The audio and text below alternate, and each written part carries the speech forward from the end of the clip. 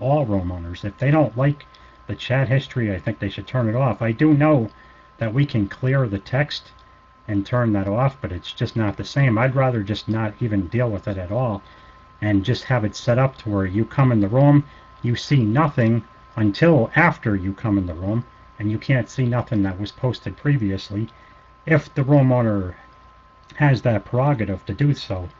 Whether it's a paid room or free room, people typically pay for rooms to get multi-mic, higher room capacity, or high fidelity audio. They don't necessarily pay to get rid of the chat history, because we never dealt with chat history until the end of 2023. So in addition to that, I want to talk about other things, but I just want to get your reaction to that first.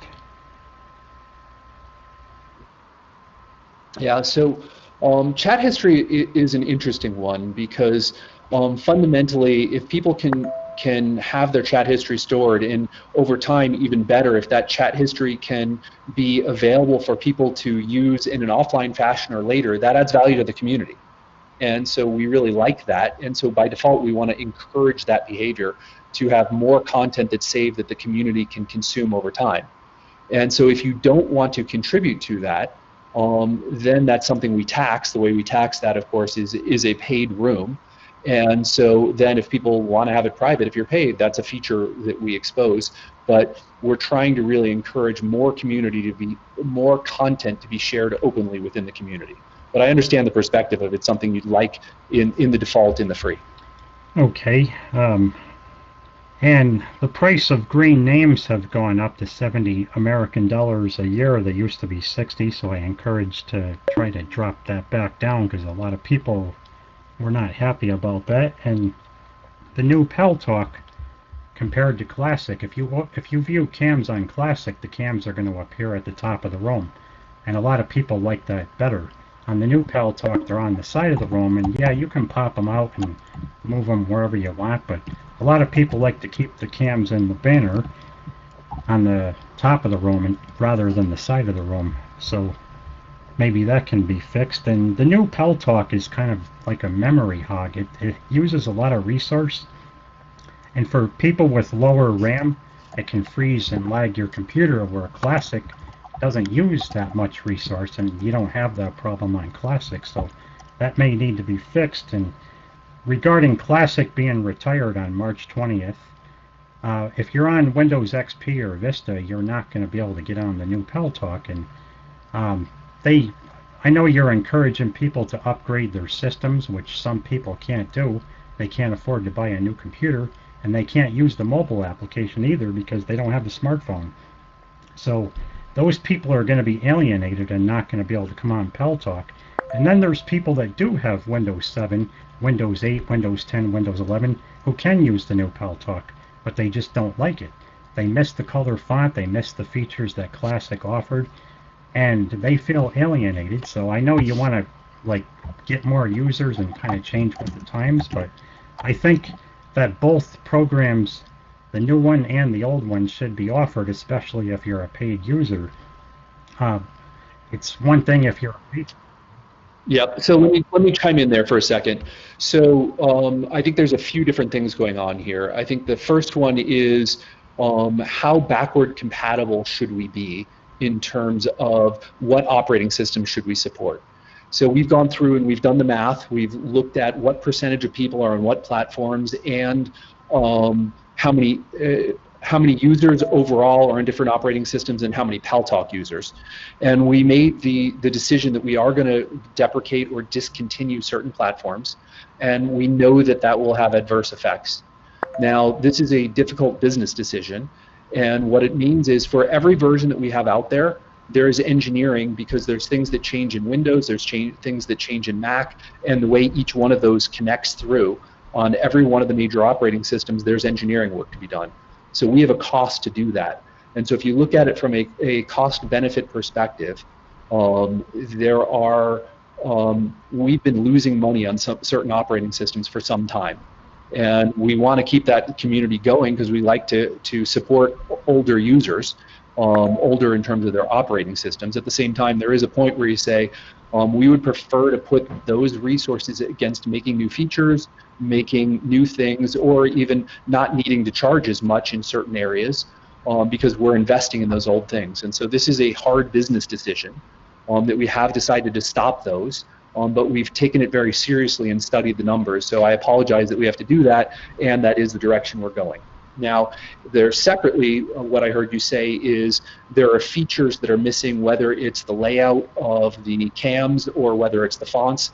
And those are things that we need to make sure we've done our research. And I don't know it well enough, so it's something I will take as an action and talk with Pete and Dan and Rob, and make sure we've done the research that we're supporting as many users as we can, or the majority of what people enjoy. So the more permutations or more possibilities you support, the more it costs us. So we have to try and do something that's the most popular, so we won't be able to do it all. But you have the commitment that we will do the work to understand what is going to be the most popular and make sure that we're supporting that. Okay, sounds good. Yeah, if it can be coded in some way to make it look like PalStalk, because I know the classic version is only for Windows, but the new PalStalk can be used on Mac and Linux in addition to Windows, so that reaches more people, so I understand that. But people just miss the old way, and some people, unfortunately, even friends of mine, just decided not to come back, and it's very unfortunate because I do miss chatting with them. I still talk to them on social media, but I just don't talk to them here because they were just kind of turned off by that. But I think there is a potential for them to come back if some of the old features from the old version are introduced back onto the new version, and if the new version doesn't use as much resource, similar to Classic where it doesn't use as much resource. So if you have a Windows 7 computer or Windows 10 and you don't have that much RAM, it's not going to really cause a strain on your computer. It's not going to lag and freeze you. So that may need to be worked on too. Yeah, so there's an overall resources constraint. And so we'll take that one. We're definitely paying a lot of attention to the technology platform and studying it both frankly on all four. I would say we're not paying much attention to Linux, but I will say that Windows, Mac, Android, and iOS, we see all four of those as hyper important and paying a lot of attention. Okay, and I have... Sorry, go ahead. No, I was just going to jump up because you did. I actually remember you. I've seen you around a lot, Foul Player. You run some good rooms. I've popped in them over the years. But you did mention colored fonts from the old PalStalk, what we call classic PalStalk, that's been around for 15, 16 years or more. And actually, colored fonts was one of the highest kind of required, or requested, I should say, things on this new version of PalStalk that most of us are using now. And it was something that we thought about and we tested and we discussed, because as we were talking earlier on, one of our biggest issues, and issues for any app really, especially user generated, is when you acquire new users, keeping them around, the retention of new users. And we've done a lot of user testing with the old version that you were talking about, that we are sunsetting, and this version, the newer one. And one of the things that users found most kind of jarring, they didn't understand, was all these different font colors and sizes. They found it very hard to scan and read the room. They couldn't understand things like, a lot of people in this room, you can see with their color nicknames, pay money to stand out and to be part of the community and kind of stand out from the crowd. But Pete, I'm going to interrupt you, but Pete, this is one we should take back, because I'm seeing a lot of scrolling in here of bring back colored nicks. I'm hearing it from the community. There are in-betweens. So we could do things like there are colored things available, and by default the preferences are that it shows everything in black and white. Yeah, I was getting to the point. It's something there is go into around here. It doesn't have to be one or the other. We can definitely work something out that makes you guys feel more comfortable and stand out with your fonts, whilst not making the chat hard to follow. Yeah. we hear you. We hear that this is a requested feature and understand, and let's put that in the queue. And again, all these things, now we're talking about trade-offs. So if we have 20 different things, so by the way, more fonts, every font takes up a little more RAM. And so when you're talking about that, or every time we want to have this, if you have 2 versions of PalTalk, it has to be coded in each version for each one of those preferences. So these are the kinds of trade-offs we're making, and that's why it's really important we understand what is important to this community. For some people, it's a real turnoff to have 6 fonts in 6 different colors. It's hard to read. Other people think, I can't express myself without that. So we're trying to assess the community, find those balances, and I want you to take heart that we're paying attention and that we're trying to meet the needs of as many as we can. Okay, and most people want the color font. I did talk to a few people that didn't want it, so what I was thinking is the solution to this problem for people who don't like the color font, on their end and their personal PalTalk preferences, they can turn off the color font if it bothers them. But the people that like color font can keep it on. The people that don't like it can turn it off only on their end, so that way it won't bother their eyes. So I understand that too. So that could maybe be something that can be changed. In addition to that, there's a few other small things that I would like to mention too. You have an algorithm for the webcams for G-rated rooms and R-rated rooms mainly. In R-rated rooms, you have to be 18 or older to go in those rooms, and nudity is not acceptable in those R-rated rooms, but it is in adult-rated rooms. But we don't really do nudity in my room, but it is a sports room, it's a wrestling room, and it's very common to see bloodshed on cam in professional wrestling, professional mixed martial arts, and professional boxing. And we're getting banned and cam restricted for several days because of that, when before it was allowed.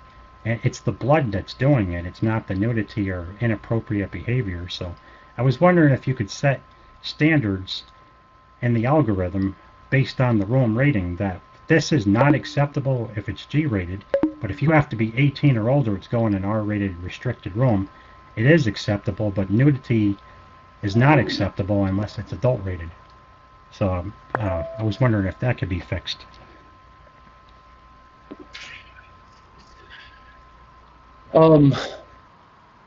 Yeah, I think it's a good one for us to kind of put in the back of our heads. You know, whether it's blood, whether it's nudity, you know, we need to have content filters in the right way. So we use a third-party company for content filters. We actually don't have our own algorithm, but we do use 1 or 2 different. And it's something we've been talking about of, is this something we need to do ourselves, and or how can we use this in different ways?